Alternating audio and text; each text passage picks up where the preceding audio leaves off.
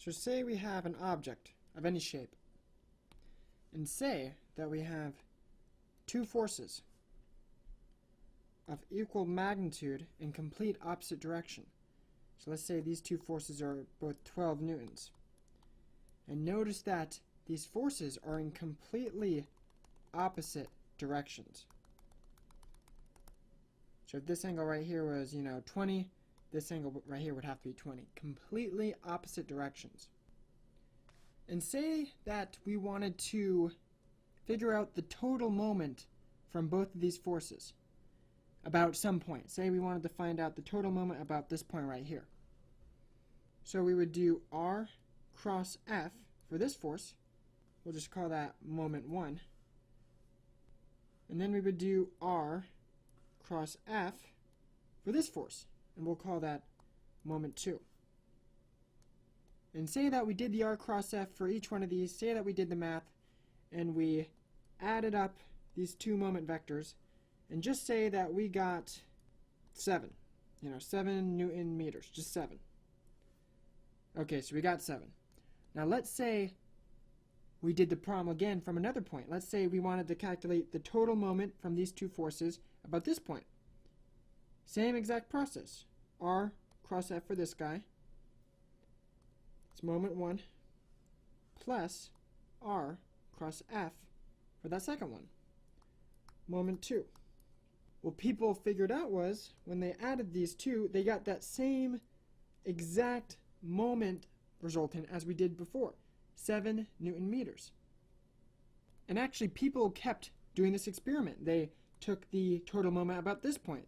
They got 7 Newton meters. They took the moment about this point right here. They got the same 7 Newton meters. No matter what point they took the total moment of these two forces about, they got that exact same 7 Newton meters. So people gave this the name of a couple moment. So a pair of couple forces, two forces that have the same strength and are in complete opposite directions, two such forces will produce one couple moment. And like I said, it doesn't matter what point we're summing moments about, the moment of these two forces will be the same. So there are some big implications for this. Let's say for our object here we of course have some other forces. When we have an object in the universe, there are two equations we use to help us figure out how it moves. There's sum of the forces is equals to mass times the acceleration of the center of gravity, and sum of the moments about some point will equal I times alpha and possibly some other stuff. So know that when you do this sum of the forces equation, these two coupled forces will completely cancel each other out. They won't even appear in this equation. It's like they're not even acting in terms of force. But that couple moment that these two couple forces create will definitely appear in my sum moments equation. And like I was saying earlier, I just want to emphasize this. No matter what point we're doing the sum of the moments about, let's say I'm doing the sum of the moments at this point right here. I'll have to figure out R cross F for that 5 Newton.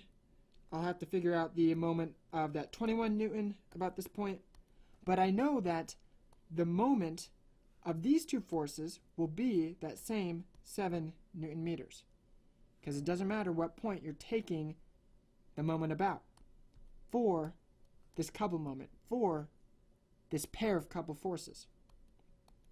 So because of that, a couple moment is all frequently known as a free vector. You might hear that around. So now that we've talked about that, how do you calculate the couple moment of a pair of these couple forces? Well, the simple scalar 2D way of doing it is you simply take the perpendicular distance in between these two couple forces. That'll be d, and we'll just say it's 7 here. So you'll take d, which is 7, and you'll multiply it by one of the forces, which case is 12. So F times D, so 84, will be the magnitude of this couple moment. And for the direction, you sort of have to visualize it.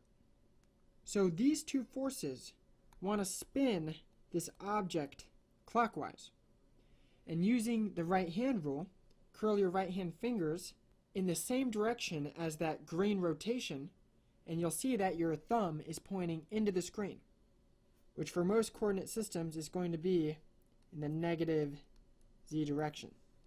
So to figure out the direction of a couple moment using this scalar two-dimensional approach, you'll have to use the right hand rule, and you'll have to ask the question, all right, which way do these two couple forces want to rotate this object? But of course you can use a vector way of doing it too, of calculating the complete couple moment in I, J, and K, and this is very useful if you're in 3D and it's really hard to apply this technique. So the vector approach for calculating a couple moment is R cross F, and that looks, just like the usual moment, but be careful here. Your R can be from one of your forces to the other force. So it can be from any point on the line of action of one force to any point on the line of action of the other force. So that's R.